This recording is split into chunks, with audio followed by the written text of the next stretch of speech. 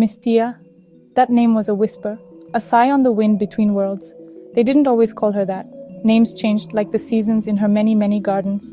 But Mystia, that name fit for now. She watched the games, so many games. Games where the dice were made of starlight. Games where the cards were woven from shadows and dreams. Games on boards that stretched across whole galaxies. Her eyes saw them all. Her laugh would echo when a pawn made a bold move. Her soft purr would sound when a plan unfolded just right. She was the maker of these playful wars, these tricky dances of luck and skill. She was a whimsical figure, and so strong. You don't often see those two things together, not in gods, not in regular people, but Mystia was different. She wore cloaks sewn from nebulas. Her hair flowed like a river of liquid moonlight. Sometimes she appeared as a child with mischievous eyes. Sometimes an old woman whose wrinkles held stories of forgotten times. The way she looked changed as much as the rules of a new game she was making up. Right at that very moment, she loved the making of things, the fresh clay of what could be, the spark of a new idea. Her touch reached across different worlds, not like a conqueror, more like dandelion seeds, carried on the winds of what if. Each seed, a chance for a new game, a new world to explore. She didn't rule, she just set the stage, gave them the pieces, whispered the first tempting rule. The rest was up to the players. Their choices colored in the world she only sketched out. Their wishes gave color to her ideas. She was like the leader of a band that played itself, where every instrument was a soul. She watched over them gently, and yet she was totally in charge. Nothing happened in her games without her, okay, one way or another. Or maybe she even encouraged it. A secret path here, a surprise turn there. She was the unseen hand, the one that nudged the dice, just a tiny bit. Or maybe she didn't do anything at all. Maybe the players just imagined she was involved. That idea made her smile.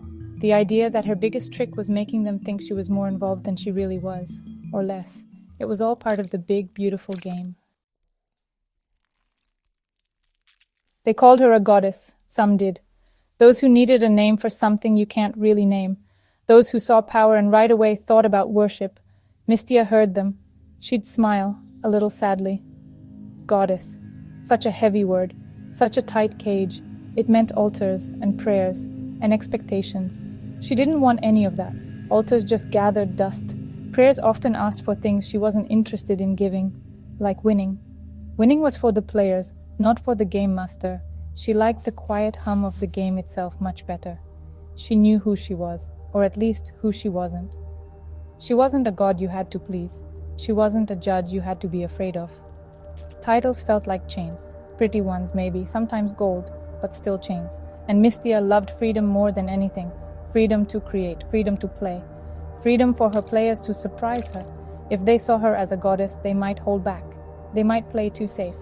They might try to guess what she wanted. And that was the exact opposite of fun. How she saw herself was a curious thing. It wasn't like the sharp, smart knowing of a scientist. More like the deep gut feeling of an old tree. She knew her roots. She knew her branches. Knew the feel of the wind in her leaves. She was there. She shaped things. She watched. That was enough. The weaver of games, some whispered. That was closer. The spinner of dreams, even closer. But even those felt like costumes she might wear for a night, then toss aside.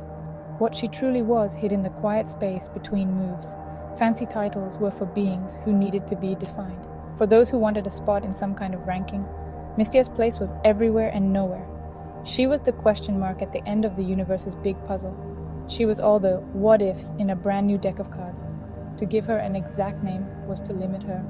And Mystia, more than anything, refused to be limited. She was the very spirit of the game. And a game, by its very nature, has to be wild, untied, always changing, just like her. The worlds she wove were like tapestries, stitched with threads of pure imagination. Each one was special. Each one was a new song. Some were bright and loud, full of the clash of cymbals and the blast of victory horns. Worlds of heroic journeys and scary big dragons. Worlds where great heroes would show up and then disappear, like summer thunderstorms. These were for the brave ones, for those who liked straightforward games, clear wins, and big, loud losses. Mystia liked these too, in her own way. The pure energy woke her up, like strong, bitter coffee. Then there were the quiet worlds, hard to quite catch. Worlds painted with watercolors, soft edges, hidden meanings. Games of secrets, games of whispers in shadowy courtyards. Puzzles that opened up like delicate paper flowers. These needed different kinds of players, patient ones, watchful ones, the ones who understood that not all battles are fought with swords. Some are won by a word dropped at just the right time, a secret shared, a truth that's finally seen. Mystia would stay a while in these worlds. She found a special kind of peace in how tricky they were. She remembered the first echo of creation, not the creation, not the one that made the whole universe, but when she first wove a world from nothing, it was a simple thing, a single perfect blue ball, and one rule: don't let it fall. For ages she watched as tiny creatures grew and changed, their whole lives spent on this one simple game. It taught her a lot about being devoted, about the power of having one clear goal, about how even the simplest game can create a whole universe of meaning. The way she created things wasn't like some big plan, it was more like a daydream. An idea would spark, a color, a sound, a feeling. She would follow it, take care of it, let it grow. Sometimes it turned into a big sweeping story. Sometimes it became a tiny little world, like something in a jewelry box, perfect because it was so small. She didn't judge the things she made. Each one was like a child of her imagination. Each one held a spark of her never-ending curiosity. The whispers of these new worlds being born filled the spaces between the stars, waiting for players. One world was super special to her. She called it the Maple Dream, not out loud, only in the quiet corners of her mind. It was a world always bathed in autumn light. The air smelled like fallen leaves and faraway campfire smoke, and something else, something wild, magical. The trees there were ancient maples, their leaves were a riot of crimson, gold, and fiery orange. They rustled without stopping, even when there was no wind, like they were whispering secrets to each other, or to anyone who was ready to listen. Foxes danced through these woods, not ordinary foxes. Their fur was the color of maple leaves. They moved like living flames, fast, silent, hard to catch. They were the guardians of this world and its main game pieces. The game here was about being sneaky and clever and understanding the secret language of the forest. Players who entered the Maple Dream were changed. They became lighter, quieter, more in tune with the soft rhythms of nature. Their goal was to earn the trust of at least one fox, a task much harder than any battle. The leaves themselves were part of the game. Some held memories, others held illusions. Stepping on a sunlit leaf, you could find yourself in a forgotten clearing, or see a glimpse of the past, or a possible future. The rustling was the constant soundtrack, a soft reminder of how this place was always changing. Mystia loved to walk here, unseen, feeling the crunch of leaves under her ghostly feet, watching the dance of light and shadow, watching the players patiently try, watching the careful grace of the foxes. She created the Maple Dream after a moment of quiet thought. She wondered what a game would be like if it was all about connection, not about fighting, about patience, not about power. The foxes became her answer. Their wildness was a mirror. They showed what the players were feeling inside. To scare a fox meant you were showing your own worries inside. To calm a fox meant finding your own peace. It was a game of the heart, played under the golden tint of endless autumn, a soft, gentle test. Chapter 5. Life's Grand Unfolding Game Board. Mystia often saw life like a giant chessboard. Oh no, not a simple black and white one. This board had a never-ending number of squares, colors that no human eye had ever seen. The pieces weren't kings and queens, rooks and pawns, but stars and sorrows, and quick moments of joy. They were choices, and what happened because of them, and the surprising twists of fate. Every life was its own special piece, moving on the board by rules that were only halfway understood, if understood at all. Strategy, she knew, was super important. People loved their strategies, their plans, their careful thinking. They planned their moves. They tried to guess what others would do. They believed they could control the game, and sometimes, for a little while, they could. Mystia admired how hard they tried, how clever they were, just the bravery of trying to make order out of mess. It was a beautiful dance of smarts and willpower, proof of the spark that burned inside them. She watched, amazed, as a clever plan unfolded. But fate. Fate. It was her unseen hand, or maybe just the way the board naturally tilted. A sudden gust of wind that scattered the pieces. A roll of the dice that went against all odds. Fate was the surprise part. A reminder that not everything could be controlled, not everything could be guessed. That's what made the game really interesting. Without fate, strategy would just be a boring school exercise. Fate added spice, danger, the thrill of not knowing. She didn't decide fate. Not usually. She just allowed for it to happen. She wove it into the fabric of her games, like a single wild thread in a neat tapestry. It was the challenge that strategy had to beat, or get used to, or sometimes just give in to. The way these two worked together, the planned move and chance. That was the whole point of the game. That's where the real magic happened, on that huge, always changing chessboard of life. Her role was wonderfully two-sided. She was the maker, the one who spun worlds into life, the one who made the rules, the one who put the pieces on their starting squares. She breathed life into the game. She whispered its goal. She designed its challenges, every path, every obstacle, every possible reward. It all came from her imagination. She was the architect of the maze, the composer of the symphony, the first cause of the wonderful chaos that was about to begin. This act of creation was a joy, a deep, echoing hum inside her, and yet she was also the opponent. In a way, the main opponent, not in a mean way. She didn't want her players to fail, quite the opposite. But she designed her games to test them, to push them, to make them grow. Her challenges weren't meant to crush, they were meant to purify, like fire purifies gold. She wanted to see what they were made of, what choices they would make when the pressure was on, when the odds seemed impossible, when the path ahead was hidden in fog. This two-sidedness was key. A game without a challenge is not a game, it's a walk. And while walks can be pleasant, they rarely lead to eye-opening moments. Mystia longed for those eye-opening moments, not for herself, but for her players. She wanted them to discover strengths they never knew they had, find solutions they never thought were possible, surprise themselves, and by doing so, surprise her. Her role as an opponent was an invitation to step beyond what was comfortable, to dare. So she wove the rules, and then she wove the exceptions to the rules.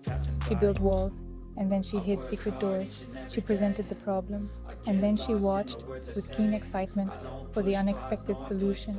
In a way, she was the first player, playing the role of both creator and opponent. It was a delicate balance, to make the game challenging enough to be meaningful, but not so challenging that it was impossible.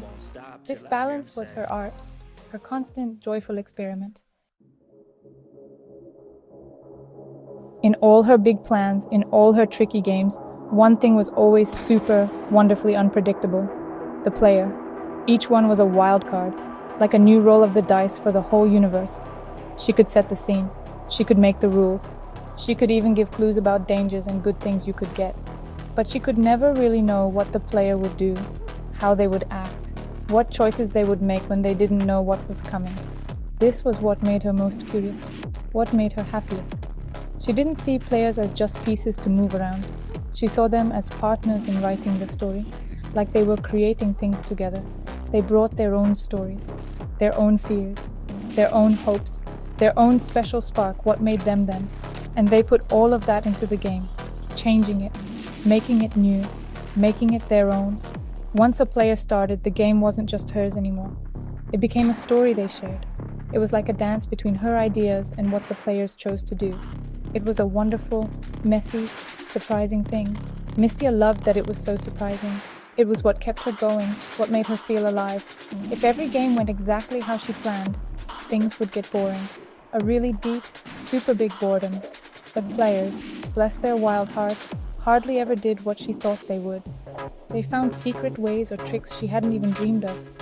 They teamed up in ways she never saw coming. They were brave even when things seemed impossible.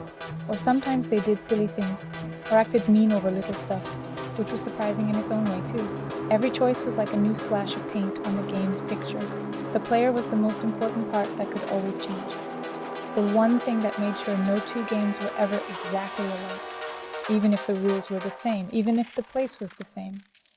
The human touch, or the touch of any thinking creature playing the game, changed everything.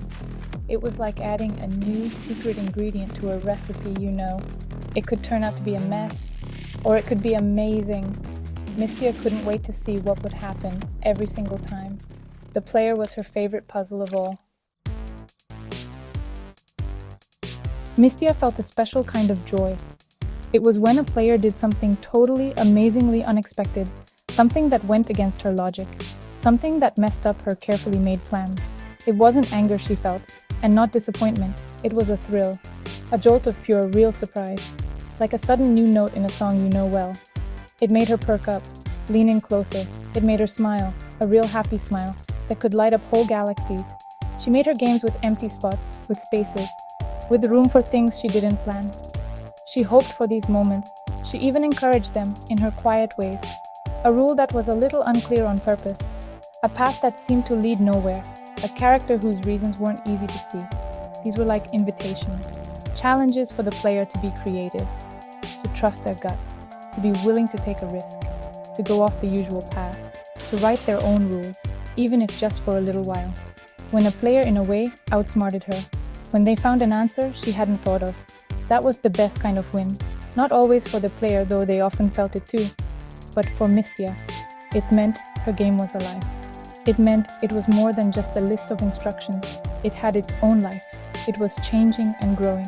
This growing, helped by the player's clever ideas, kept her interested, kept her making new things, kept her always amazed by the dance of the game. This wish to be surprised was a big part of who she was. Really, she was the main one watching, and she loved a good show, a show full of surprises, heroes you didn't expect and amazing bad guys, choices that made her gasp, or made her laugh, or even sometimes made a quiet, sparkly tear fall. The player's choices were like the threads of a story, and when they wove a design she had never seen before, it was a gift, a special, wonderful gift, the sweet little sting of something new. In Mystia's universe, there was always this amazing, steady pull. It was a mix of giving in and standing up, of letting go and holding on tight. Lots of times players thought the point was to win, to be the boss, to make the game do what wanted. And yeah, sometimes that was a big part of it. Not giving in, fighting super hard even when it was tough, never wanting to lose. That was like the hero's special song, like a brave warrior's shout. Mystia loved that song. It was full of fire, it was full of passion. But there was another dance too, a quieter one, the dance of surrender, but not surrendering like giving up when you lose. More like surrendering to the way the game flowed, to its secrets, to the idea that you can't control everything or figure it all out. Sometimes the wisest thing to do was just to let go, accepting when things didn't go as planned, and figuring out a new way. It was about finding a new way when your first way was blocked. That was a different kind of power, a strength that came from being able to bend, not just from being super strong.